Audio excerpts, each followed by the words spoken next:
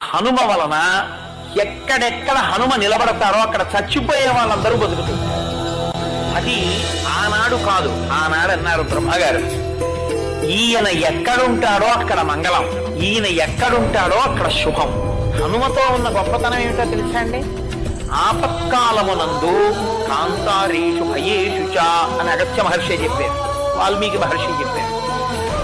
భయం వేసినప్పుడు చేతిలో చీపురు పుల్ల కూడా లేకపోతే వేలుతో హనుమ అని రాసి అక్కడ నిలబడి హనుమని నమ్మి స్తోత్రం చేసేరని చెప్పారు.